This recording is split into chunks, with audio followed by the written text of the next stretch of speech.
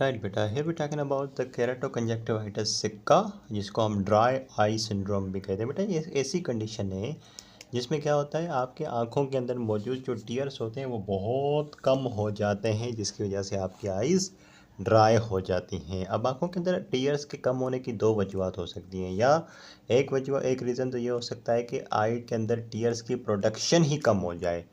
दूसरी चीज़ ये हो सकती है कि प्रोडक्शन बिल्कुल नॉर्मल है, लेकिन जो भी टीयर बन रहा है फ़ौरन एवापोरेट हो जाता है, उड़ जाता है। सो व्हाट इज़ केराटोकंजक्टिवाइटिस सिक्का? Is a disorder of the pre corneal tier film. Cornea conjunctiva के आगे जो टीयर फिल्म होती है, जो कि ज़ाहिर टीयर्स की बनी हुई होती है, या and why does this disorder occur? Due to the decrease tear production और इंक्रीज एवापोरेशन। या तो प्रोडक्शन ही टीयर की कम हो गई है, या फिर टीयर की प्रोडक्शन नॉर्मल है बट एवापोरेशन बढ़ गई है। जैसे टीयर्स बनते हैं फ़ौरन एवापोरेट आउट हो जाते हैं, ठीक है, जिसकी वजह से आपकी जो टीयर फिल्म है वो बड़ी अनस्टेबल हो जाती है और आइज़ पूरी ड्राई हो जाती हैं। मैंने बताया था बेटा आपको, ये आपकी कॉर्निया है, उसके आगे कंजक्टिवा मौजूद होती है और उसके आगे एक होती है टीयर फिल्म। यही बताया था, टीयर फिल्म के अंदर मेजर कंपोनेंट जो होता है ना बेटा, वो होता है टीयर्स। इसके अंदर इसके अंदर लिपिड्स भी होते हैं, म्यूकस भी होता है, लेकिन जो मेजर कंपोनेंट होता है इसके अंदर वो टीयर्स होते हैं, ठीक है, जिसको एक्वस लेयर भी कहते हैं। सो अगर फ़र्ज़ करो आपके जो लेक्रिमल ग्लैंड है वो प्रोड्यूस ही नहीं कर रहे टीयर्स को, या फिर टीयर्स बन रहे हैं लेकिन वो फ़ौरन एवापोरेट हो जाते हैं, तो क्या होगा, इसके अंदर टीयर्स होंगे ही नहीं। फिर एक्वस आपकी टीयर फिल्म के अंदर जो टीयर फिल्म बड़ी अनस्टेबल हो जाएगी और आपके पीछे आइज़ जो है बहुत ड्राई हो जाएंगी। तो बेटा दो चीज़ें बताई मैंने, एक तो टीयर डेफिशिएंसी हो जाए यानी कि प्रोडक्शन ही ना हो, ठीक है, और दूसरा मैंने बताया कि एवापोरेशन हो जाए। तो पहली चीज़, okay, the aqueous tear deficiency can be seen in pure keratoconjunctivitis sicca and the या प्योर केराटोकंजक्टिवाइटिस सिक्का, इसको हम कहते हैं when there is the aqueous tear deficiency. मैंने दो बातें बताई बेटा आपको। एक बात ये बताई कि या तो ये हो सकता है कि प्रोडक्शन कम हो जाए, या फिर प्रोडक्शन नॉर्मल है, एवापोरेशन बढ़ गई है। तो बेटा अगर आपको केराटोकंजक्टिवाइटिस सिक्का होता है, ड्राई आइज़ होती हैं प्रोडक्शन कम होने की वजह से, तो उसको हम कहते हैं प्योर केराटोकंजक्टिवाइटिस सिक्का। उसको हम क्या कहते हैं? Pure conjunctivitis. जब इन्वॉल्वमेंट बेटा लेक्रिमल ग्लैंड्स की हो पर्टिकुलरली, सही है। So, in the pure keratoconjunctivitis sicca, the lacrimal glands are involved. Okay, इस pure keratoconjunctivitis sicca के बाद there can be the primary Sjogren syndrome and the secondary Sjogren syndrome, ठीक है। In the primary Sjogren syndrome इसमें भी lacrimal glands involve होते हैं। Secondary Sjogren syndrome के अंदर इसमें भी या lacrimal glands इन्वॉल्व होते हैं। इसके अलावा तीसरी चीज़ है या इसमें भी बेटा लेक्रिमल ग्लैंड्स की इन्वॉल्वमेंट होती है। अब मैं ये समझाना चाह रहा हूँ बेटा कि ये चारों चीज़ों के अंदर लेक्रिमल ग्लैंड्स इन्वॉल्व हो रहे हैं, ठीक है, और लेक्रिमल ग्लैंड डैमेज हो रहे हैं, जिसकी वजह से वहाँ से बनने वाले टीयर्स की प्रोडक्शन कम हो गई है, ठीक है। सो pure keratoconjunctivitis sicca when the lacrimal glands are involved due to the congenital alacrimia, यानी कि कंजेनाइटल लेक्रिमल ग्लैंड प्रेजेंट ही नहीं है। डिनर्वेशन हाइपोसिक्रेशन, यानी कि जो लेक्रिमल ग्लैंड है उसका नर्व सप्लाई ही कट हो गया है, जिसकी वजह से वो सीक्रेट नहीं कर पा रहे हैं अपनी सिक्रेशंस को।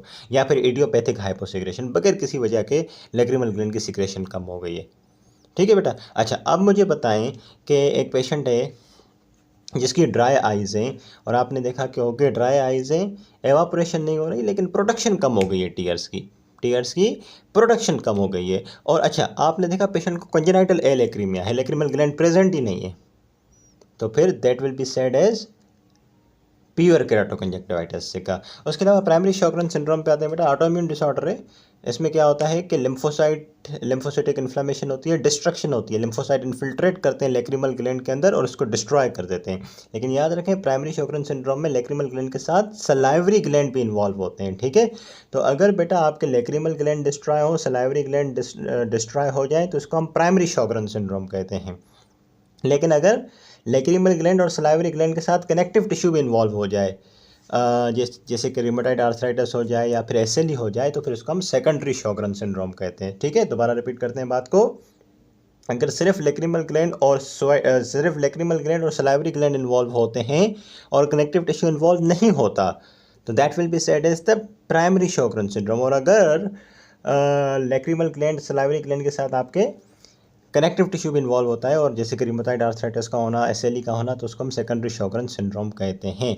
इसमें भी लैक्रिमल ग्लैंड डैमेज हुए थे, इसमें भी हुए, इसमें भी हुए, ठीक है।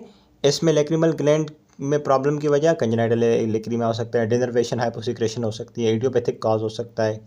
इसके अंदर ऑटो इम्यून डिजीज़, ये भी ऑटो इम्यून डिजीज़ है, ठीक है बेटा। एक होता है नॉन शॉगरेन सिंड्रोम, ड्राई आइज हो जाए, लैक्रिमल ग्लैंड डैमेज हो जाए नॉन ऑटो इम्यून कॉजेज़ की वजह से, जैसे कि लैक्रिमल ग्लैंड का ट्रॉमा, इन्फेक्शन हो गया, इन्फ्लेमेशन हो गई थायराइडोसिस में, हाइपरथायरॉयडिज्म में, हाइपर सेंसिटिविटी जैसे कि स्टीवन जॉनसन सिंड्रोम, ये एक ऐसी कंडीशन है जिसमें लैक्रिमल ग्लैंड इन्वॉल्व होते हैं और वो अपनी प्रोडक्शन टीयर्स की कम कर देते हैं, ठीक है बच्चों, इस तरीके से। और कुछ ट्यूमर्स भी होते हैं, right, benign malignant tumours lacrimal gland के, जो लैक्रिमल ग्लैंड को डिस्ट्रॉय कर देते हैं, फिर वहाँ से टीयर्स आना बंद हो जाते हैं। कुछ सेकेंडरी कंडीशन जैसे ल्यूकीमिया, लिम्फोमा ब्लड के अंदर, तो फिर वो स्प्रेड होकर लैक्रिमल ग्लैंड में आ सकता है और लैक्रिमल ग्लैंड को डिस्ट्रॉय कर देता है, जिसकी वजह से टीयर बनना बंद हो जाते हैं। एक चीज़ होती है एवापोरेटिव टीयर। इसमें अब जो हमने पहले डिस्कस किया था उसमें क्या था, प्रोडक्शन कम हो गई है टीयर्स की। सारी जो हमने चीज़ें डिस्कस की ना, प्योर केराटोकंजक्टिवाइटिस का, primary Sjogren syndrome, secondary Sjogren syndrome, non Sjogren syndrome, tumours, सब में लैक्रिमल ग्लैंड डैमेज हो रहा था और प्रोडक्शन टीयर की कम हो जाती थी। यहाँ पे लैक्रिमल ग्लैंड बिल्कुल ठीक है, प्रोडक्शन भी टीयर की नॉर्मल है, लेकिन मसला क्या है, जैसे ही टीयर्स आते हैं वो फ़ौरन एवापोरेट हो जाते हैं, ठीक है। It is mostly caused by the meibomian gland dysfunction, ठीक है, क्योंकि मीबोमियन ग्लैंड ही ऐसा ग्लैंड होता है जो कि ऑयली सिक्रेशन देता है, और वो लिपिड वाली ऑयली सिक्रेशन क्या करती है, टीयर्स को अंदर पकड़ के रखती है, उस लेयर को स्टेबल करके रखती है। लेकिन अगर मीबोमियन ग्लैंड ख़राब हो तो ऑयली सिक्रेशन नहीं आती। जब ऑयली सिक्रेशन नहीं आती तो वो आपकी जो टीयर्स हैं वो अंदर रिटेन नहीं रहते, वो फ़ौरन एवापोरेट आउट हो जाते हैं, ठीक है। तो इस तरीके से, तो बेटा एक पेशेंट है केराटोकंजक्टिवाइटिस सिक्का का, जिसके आइज़ के अंदर टीयर्स बहुत कम है, वो कम प्रोडक्शन की वजह से भी हो सकते हैं, वो ज़्यादा एवापोरेशन की वजह से भी हो सकता है। तो पेशेंट प्रेजेंट कैसे करेगा, सिम्टम्स क्या होंगे बेटा, जाहिर सी बात है, चाहे कोई भी वजह हो टीयर्स के कम होने की, ज़्यादा एवापोरेशन या कम प्रोडक्शन, ड्राइनेस तो होगी, ठीक है, ऑब्वियसली ड्राइनेस हो जाएगी आइज़ की, इरिटेशन, बर्निंग और foreign body sensation, that will become worse in sun, wind और हॉट क्लाइमेट। जाहिर सी बात है क्योंकि उसमें मॉइस्चर वैसे ही बहुत कम होता है हवा के अंदर, तो और ड्राई हो जाएगी आपकी आइज़, वैसे ही बहुत ड्राई हैं टीयर्स ना होने की वजह से। तो जब आप सन में निकलोगे, विंड में या हॉट क्लाइमेट में, तो और ड्राई हो जाएगी आइज़ आपकी, और उसमें फिर आँखों के अंदर बहुत ज़्यादा dryness, irritation, burning, foreign body sensation होगी, ठीक है। फोटोफोबिया होती है पेशेंट को, इसके अलावा म्यूकसी डिस्चार्ज आता है। देखो बेटा, टीयर्स ना होने की वजह से ना बहुत कॉमनली इन्फेक्शन ग्रो करता है, ठीक है। और सबसे इम्पॉर्टेंट बात, टीयर्स जो है ना बेटा, वो they make up the very important layer of the tear film, right. तो अगर आगे से टीयर फिल्म ही नहीं होगी तो आपकी जो कंजक्टाइवा है, कॉर्निया है, वो एक्सपोज होगी, और एक्सपोज होने की वजह से वो डैमेज होगी, ठीक है। तो मैं देखें दोबारा बताता हूँ आपको, यहाँ पे अगर मैं थोड़ा समझाने की कोशिश करूँ, ये आपकी कॉर्निया है बेटा, इसके आगे ये रही कंजक्टाइवा, ठीक है, और इसके आगे होती है टीयर फिल्म। टीयर फिल्म के अंदर आगे वाली लेयर होती है, सबसे बाहर होती है ऑयल लेयर, सबसे अंदर होती है म्यूकस लेयर, बीच में बहुत बड़ी लेयर होती है एक्वस लेयर, जिसमें टीयर्स होते हैं। अब ये जो आपकी केराटोकंजक्टिवाइटिस सिक्का है, इसमें टीयर्स हैं ही नहीं, तो ये वाली लेयर तो बिल्कुल ख़त्म हो गई।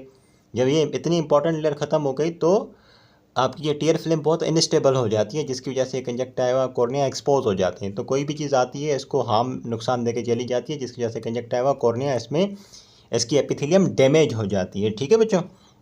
जब कंजक्टाइवा की, कॉर्निया की एपिथेलियम डैमेज होगी तो क्या होगा, मैं बताता हूँ। फिर यहाँ से बेटा एपिथेलियल सेल्स टूट के निकलेंगे, यहाँ से एपिथेलियल डेब्रिस यहाँ पे निकलेगा, और यहाँ से म्यूकोइड डिस्चार्ज भी आएगा, ठीक है, और ब्लरी विजन भी होगा, ठीक है, इस तरीके से। क्योंकि बेटा ये देख रहे हो एपिथेलियल फिलामेंट्स बन रहे हैं, कोई भी चीज़ बाहर से आ रही है, कॉर्निया को ट्रॉमेटाइज करके जा रही है, और यहाँ से एपिथेलियल फिलामेंट्स निकल रहे हैं, टूट टूट के फिलामेंट्स निकल रहे हैं। और जब आप आईलिड बंद करते हो तो इन एपिथेलियल फिलामेंट्स की वजह से पेन भी बहुत होता है, ठीक है। यहाँ आओ, आप देखो, pain worsen with the blinking, ठीक है, due to the development of the corneal epithelial filaments. Corneal epithelial filament क्यों बनते हैं, क्योंकि आगे लुब्रिकेशन के लिए कोई नहीं है, कोई भी चीज़ बाहर से आती है, हवा के अंदर मिट्टी होती है, धूल होती है, वो इसको ट्रॉमेटाइज कर रही है, जिसकी वजह से एपिथेलियल फिलामेंट्स बन रहे हैं, डेब्रिस बन के टूट के निकल रहे हैं। साइंस ऑन एग्जामिनेशन की बात करें तो एग्जामिनेशन पे साइंस क्या मिलेंगी। पहली चीज़ अगर मैं यहाँ पे बताऊँ तो वॉल्यूम ऑफ टीयर्स बहुत रिड्यूस होंगे, जाहिर सी बात है। वो एवापोरेशन की वजह से भी हो सकता है या फिर कम प्रोडक्शन की वजह से भी हो सकता है। Presence of the mucus strand, मैंने बताया कि एक्वस लेयर कम होने की वजह से, टीयर फिल्म कम होने की वजह से ये आपके कॉर्निया कंजक्टिवा जो है एक्सपोज हो जाते हैं, जिसकी वजह से यहाँ पे म्यूकस डिस्चार्ज भी मिलता है और ये एपिथेलियम टूट के बाहर भी निकलती है। तो आप यहाँ पे देखो एग्जामिनेशन पे एक तो आपको वॉल्यूम ऑफ टीयर्स कम मिलेंगे और इसके अलावा म्यूकस स्ट्रेंड्स मिलेंगे और डेब्रिस, एपिथेलियल डेब्रिस मिलेगा कंजक्टिवा के अंदर और कॉर्निया के अंदर भी। ठीक है जी, ये देखो कॉर्नियल फिलामेंट्स मिलेंगे। सही है बच्चों, ओके। और इन कॉर्नियल फिलामेंट्स को हम देख भी सकते हैं डिफरेंट स्टेनिंग मेथड्स के थ्रू, वो मैं आगे डिस्कस करूँगा। तो एग्जामिनेशन पे टीयर्स कम होंगे, म्यूकस स्ट्रेंड्स मिलेंगी, कॉर्नियल एपिथेलियल फिलामेंट्स मिलेंगे, एपिथेलियल एरोजन होगी, जाहिर सी बात है। आपने अगर ये नीचे कॉर्निया कंजक्टिवा थी, ऊपर इसकी जो मेन प्रोटेक्शन थी टीयर फिल्म, उसको ही इनस्टेबल कर दिया तो नीचे ये एक्सपोज हो जाएगी ना बेटा, ये एक्सपोज हो जाएगी तो इस पर कोई भी चीज़ आके अटैक करेगी और इसमें जाहिर सी बात है तोड़ फोड़ होगी, जिसकी वजह से एपिथेलियल फिलामेंट्स बाहर निकलेंगे, एपिथेलियम एरोड होगी, उसमें म्यूकस स्ट्रेंड्स बनती हुई दिखेंगी। सही है, इस तरीके से। ओके राइट, ये देखो इस पिक्चर में बेटा, ये रोज़ बंगाल स्टेन यूज़ करके हमने ये कलर दिया है। ये एपिथेलियल ये जो ना कॉर्नियल फिलामेंट्स हैं, कॉर्निया की जो एपिथेलियम है उसके फिलामेंट्स हैं। ये क्यों बने, नॉर्मली तो नहीं बनते, ये क्यों टूट रही है एपिथेलियम, क्योंकि आगे इतनी बड़ी जो फिल्म होती है टीयर फिल्म वो इनस्टेबल हो गई। वो टीयर फिल्म क्यों इनस्टेबल हुई है, क्योंकि इसका जो मेन कंपोनेंट होता है टीयर वो ही नहीं है अभी। ठीक है बच्चों, इस तरीके से। डायग्नोसिस जो है बेटा कैसे बनती है केराटोकंजक्टिवाइटिस सिक्का की, क्लिनिकल साइंस की बेस पे और कुछ स्पेशल टेस्ट करते हैं। ठीक है, क्लिनिकल साइंस वही कि टीयर जो होंगे आईलिड की मार्जिन पे बहुत कम होंगे। ठीक है, म्यूकस प्रोडक्ट ज़्यादा होंगे, मैंने बताया कि म्यूकस बनते हैं और एपिथेलियल फिलामेंट्स बनते हैं। देखो दूसरे नंबर पे वही चीज़ है, एपिथेलियल, कॉर्नियल एपिथेलियल फिलामेंट्स और म्यूकस प्रोडक्ट्स। अब ये चीज़ तो आप ग्रॉसली देख सकते हो अपनी आँखों से पेशेंट के, कि उस पर टीयर्स बहुत कम होंगे आईलिड की मार्जिन्स पे, म्यूकस प्रोडक्ट्स। और ये जो कॉर्नियल फिलामेंट होते हैं ना, एपिथेलियल कॉर्नियल फिलामेंट, ये डिफरेंट स्ट्रेन यूज़ करके आप देख सकते हो। कौन से डिफरेंट स्ट्रेन होते हैं मैं बताता हूँ। ये एपिथेलियल स्टेनिंग जो है किस तरीके से कर सकते हैं, इसके 2-3 मेथड हैं, उसको अलग से हमने स्पेशल टेस्ट में रख दिया है। ठीक है बच्चों, तो ये कुछ स्पेशल टेस्ट और करते हैं ताकि जो डायग्नोसिस है आपके केराटोकंजक्टिवाइटिस सिक्का की वो पक्की डायग्नोसिस बन जाए। ठीक है बेटा, तो कौन से स्पेशल टेस्ट करते हैं, सबसे पहले होता है tier film breakup time. Normally जो आगे टीयर फिल्म होती है, देखो ये मैंने बताया था, ये कंजक्टिवा के आगे जो टीयर फिल्म होती है, नॉर्मली इस टीयर फिल्म को टूटने में कितना टाइम लगता है, 15 से 20 सेकंड लगते हैं। अगर पेशेंट केराटोकंजक्टिवाइटिस सिक्का का पेशेंट है तो उसके अंदर ये इतनी मोटी लेयर होती नहीं है बीच में, तो इस एबनॉर्मल टीयर फिल्म को फिर टूटने में 10 सेकंड लगते हैं। नॉर्मल जो टीयर फिल्म होती है उसको 15 से 20 सेकंड लगते हैं टूटने में। ड्राई आई की जो बेटा होती है ना टीयर फिल्म, जिसमें ये मेन लेयर होती ही नहीं है, तो उसमें फिर 10 सेकंड में फटाफट टूट जाती है। Epithelial staining, different stain use कर सकते हो, fluorescein stain, rose bengal stain, lissamine green stain होता है। ठीक है, fluorescein stain stains the corneal and the conjunctival epithelial debris, दोनों में बनता है ना एपिथेलियल डेब्रिस, कॉर्निया में कंजक्टिवा में बनता है, नहीं बनता, बिल्कुल बनता है। क्यों ये एपिथेलियल डेब्रिस टूट के बाहर निकल रहा है, क्योंकि भाई आपने कॉर्निया कंजक्टिवा के आगे मेन जो प्रोटेक्शन थी टीयर फिल्म की वो ही हटा दी है। उसके अलावा एक होता है रोज़ बंगाल स्टेन, ये माइल्ड केसेस में हम यूज़ करते हैं। इसकी मदद से आप क्या क्या चीज़ें देख सकते हो, dead devitalised epithelial cells of the cornea conjunctiva जो कि बन रहे हैं। क्यों बन रहे हैं बेटा डेड सेल्स कॉर्निया में कंजक्टिवा में, क्योंकि आपने उसको एक्सपोज कर दिया है। म्यूकस कॉर्नियल फिलामेंट्स आप इजीली देख सकते हो। लिजामिन ग्रीन भी सेम प्रिंसिपल पे काम करता है रोज़ बंगाल स्टेन वाले पे, लेकिन इसको हम ज़्यादा lissamine green stains in the similar fashion to like the rose bengal staining, but the lissamine green causes less irritation and may be preferred. Rose bengal और लिजामिन दोनों आपको यूज़ करोगे ना, दोनों पे आपको कॉर्नियल फिलामेंट दिख जाएंगे, एपिथेलियल सेल दिख जाएंगे, डेब्रिस वगैरह दिख जाएगा। लेकिन फ़र्क ये है कि रोज़ बंगाल स्टेन जब आप करते हो, आँख में स्टेन डालते हो तो इरिटेशन होती है, लिजामिन ग्रीन डालने से आँख में इतनी इरिटेशन भी नहीं होती, तो आप इजीली ये कर सकते हो। कुछ और टेस्ट है बेटा जो परफॉर्म करके हम करेक्टो कंजक्टिवाइटिस सिक्का को डायग्नोस कर सकते हैं, वो है श्रिमर्स टेस्ट। बहुत यूज़फुल टेस्ट होती है, इसमें हम माइल्ड केसेस में करते हैं। एक आप पेपर लेते हो बेटा, फिल्टर पेपर जिसको हम कहते हैं वॉटमैन फिल्टर पेपर, इसको आप कंजक्टिवा में रखते हो। ये अगर पेशेंट के आई है, आगे कंजक्टिवा है, तो आप उसके आगे ये फिल्टर पेपर रखते हो और फिर क्या करते हो, 5 मिनट के बाद उस पेपर को निकाल के देखते हो कि वो कितना वेट हुआ है। ठीक है, अगर ड्राई आई का पेशेंट हुआ तो उसकी जो वेटिंग होगी वो 6 मिलीमीटर या उससे कम होगी। ठीक है, और अगर नॉर्मल पेशेंट होता तो वो पूरा का पूरा पेपर ही वेट हो जाता ना, क्योंकि नॉर्मल पेशेंट की आई के अंदर तो भरपूर टीयर्स होते हैं, तो उसमें जब आप ये फिल्टर पेपर डालोगे तो वो पूरा वेट हो जाएगा पेपर। ठीक है, लेकिन अगर केराटोकंजक्टिवाइटिस सिका का पेशेंट होगा तो क्या होगा बेटा, वो पेपर बहुत कम वेट होगा क्योंकि पेशेंट ड्राई आइज का होता है। उसके अलावा लास्टली बेटा इम्प्रेशन साइटोलॉजी है। So you in this test you detect the goblet cells which are reduced in the dry I.